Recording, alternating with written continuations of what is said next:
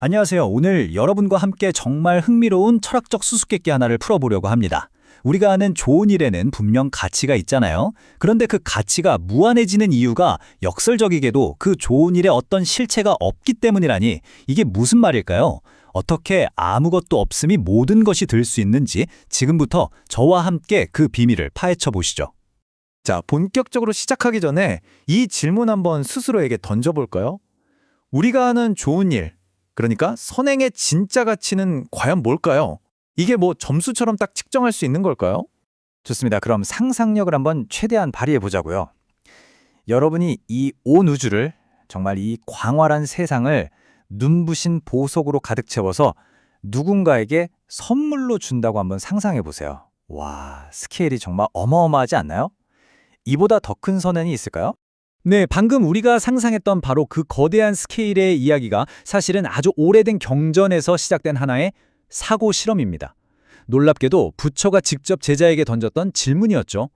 부처가 자신의 제자인 수보리에게 이렇게 묻습니다. 수보리야, 만약에 어떤 사람이 이 온 우주를 칠보, 그러니까 7가지 보물로 가득 채워서 다른 사람들에게 베푼다면 그 사람이 얻는 공덕이 정말 크다고 할 수 있겠느냐 하고 말이죠. 수보리의 대답요. 여러분이나 저나 똑같이 생각했을 겁니다. 바로 이렇게 대답했죠. 네, 세존이시여, 당연하죠. 그 공덕은 정말 어마어마하게 클 것입니다. 너무나도 상식적이고 논리적인 대답 아닌가요? 그런데 말입니다. 이야기는 바로 이 지점에서 완전히 예상치 못한 방향으로 흘러갑니다. 이렇게 당연해 보이는 대답이 사실은 정답이 아니었다는 거죠. 바로 여기에 오늘 이야기의 핵심, 이 공덕의 역설이 숨어 있습니다. 자, 보세요. 우리의 논리적인 생각은 이렇습니다. 엄청난 선행은 엄청난 공덕을 낳는다. 그렇죠? 하지만 부처의 대답은 완전히 달랐어요. 공덕이라는 것 자체에 실체가 없기 때문에, 바로 그 이유 때문에 거대한 공덕을 얻는다는 겁니다. 잠깐만요. 없기 때문에 있다? 정말 머리가 복잡해지는 이야기죠? 아마 지금 다들 머릿속에 물음표가 가득할 거예요. 아니 잠깐만, 없는데 어떻게 존재한다는 거야? 말이 돼? 네, 바로 그 질문. 그게 바로 우리가 오늘 풀어야 할 이 수수께끼의 가장 중요한 부분입니다. 그리고 이 모든 역설을 푸는 열쇠가 있습니다. 그건 바로 공이라는 개념이에요. 비어있다는 뜻을 가진 이 한 글자가 어떻게 이 말도 안 되는 것 같은 수수께끼를 풀어내는지 지금부터 한번 제대로 들여다보겠습니다. 먼저 이거 하나는 확실히 해야 합니다. 여기서 말하는 공은 그냥 텅 비었다, 아무것도 없다 같은 허무한 뜻이 절대 아니에요. 그보다는 이 세상의 모든 것들에는 어떤 고정된 불변의 실체나 본질이라는 게 없다는 아주 깊은 철학적 원리입니다. 이게 좀 어렵게 들릴 수 있으니 아주 쉬운 예를 들어볼게요. 우리는 보통 이렇게 생각하죠. 얼음은 원래 차가운 거예요. 그 차가움이 얼음의 본질이라고 믿는 거죠. 하지만 정말 그럴까요? 한번 관점을 확 바꿔서 얼음 입장에서 생각해 볼까요? 얼음한테 차갑다는 개념이 있을까요? 없겠죠. 차갑다는 건 얼음 자체가 가진 고유한 성질이 아니라 그걸 만지는 우리 인간이 그렇게 느끼고 판단하는 것뿐이라는 겁니다. 바로 이겁니다. 세상은 어떤 고정된 속성으로 존재하는 게 아니라는 거예요. 오히려 그걸 바라보는 우리의 인식, 우리의 생각에 의해 규정된다는 거죠. 이게 바로 공, 사상의 핵심이고요. 여러분이 들어보셨을 금강경이나 반야심경 같은 가르침을 관통하는 가장 중요한 아이디어입니다. 자, 그럼 이 조금은 추상적인 공이라는 개념이 실제 우리 삶에서는 어떻게 나타나는지 아주 강렬한 일화를 통해 한번 살펴볼까요? 때는 아주 먼 옛날 당나라 시대입니다. 태전선사라는 아주 유명한 스님이 계셨어요.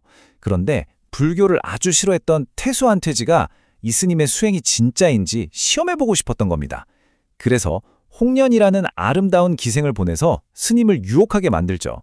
홍련은 정말 온갖 방법을 다 동원해서 스님의 마음을 흔들려고 했지만 어땠을까요? 스님은 정말 바위처럼 꿈쩍도 하지 않았습니다. 결국 홍련은 실패를 인정하고 모든 걸 털어놓죠. 그러자 선사는 조용히 시안수를 읊어줍니다.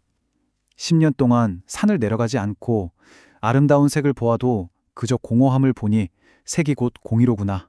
어찌 한 방울의 물이 붉은 연꽃잎에 떨어지는 걸 허락하겠는가? 이게 무슨 뜻이냐면요.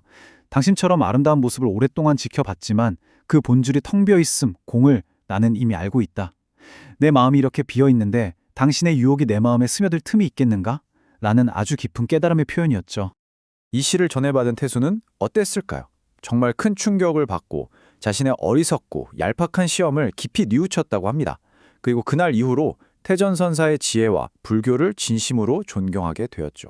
자, 방금 이야기에서 태전선사는 유혹이라는 현상의 본질이 텅 비어있음, 즉 공하다는 걸 꿰뚫어 봤기 때문에 흔들리지 않을 수 있었던 겁니다.